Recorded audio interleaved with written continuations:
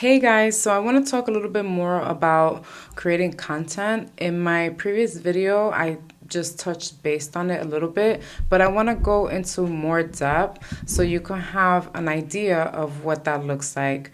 If you're creating content for the first time, then this is a good resource for you. If you are already creating content and you want a little refresher, then this is a good resource for you. And plus, I'm going to show you a little bit on how you're going to use Notion to save your content. So let's go ahead and get started. Here is my Notion workspace, and this is my content calendar. This is what I use in order for me to save my posts, to create content and label them, so then this way I can go back and reference them if I need to. So let me give you an example. In this list, I shared a variety of content. I shared educational content, inspirational content, interactive content, storytelling content.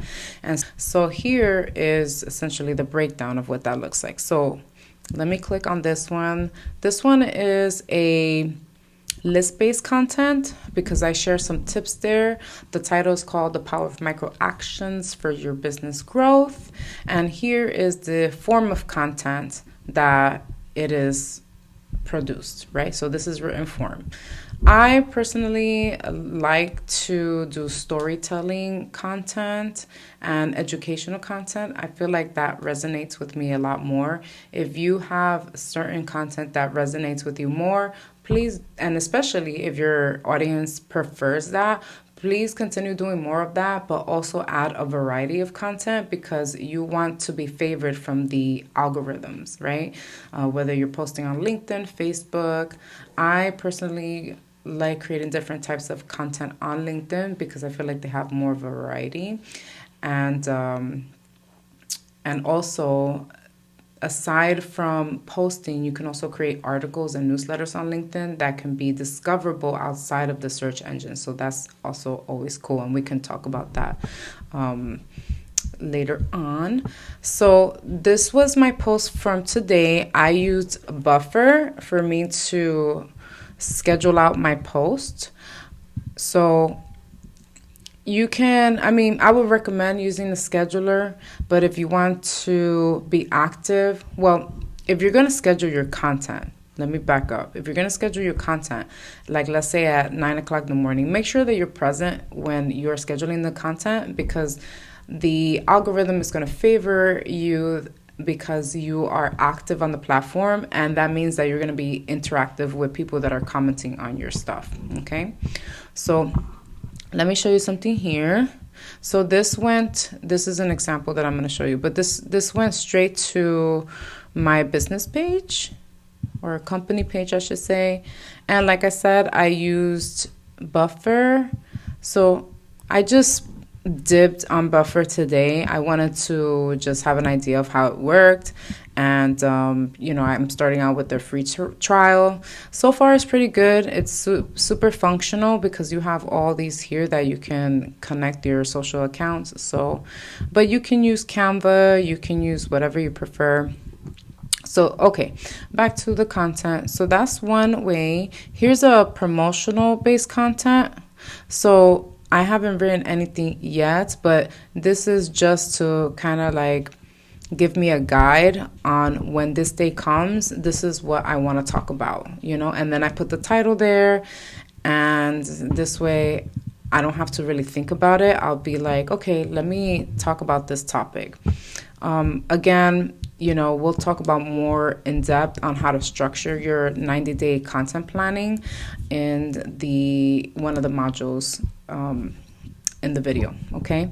Here's another one. This one is inspirational content, and it's in written form. I like the written form the best. I feel like it resonates with me. So this is how I wrote it, and I'm gonna go ahead and click on the link because the link is going to take me directly to the post. And this is another reason why I prefer to save the link, because I can always go back and look at any comments or anything that I may have missed. And this will repurpose the content on your newsfeed, which would give you an opportunity to reconnect with new people. So that's pretty cool. So that's kind of how I save my content. Here, I make sure that I add the URL, the date, when it was posted. All right, here is an interactive content.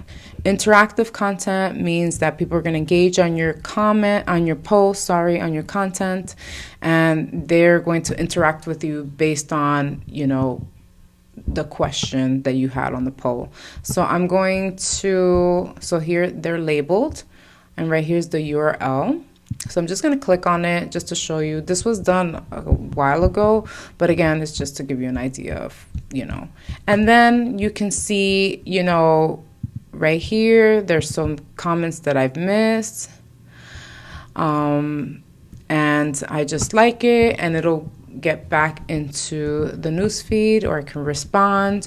I'll respond in a bit after the video.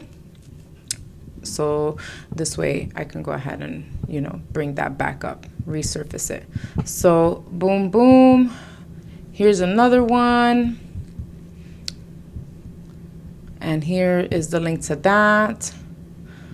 What type of content was that? That is inspirational content. Again, just to kind of give you an idea. And then you could look at any comments that you missed.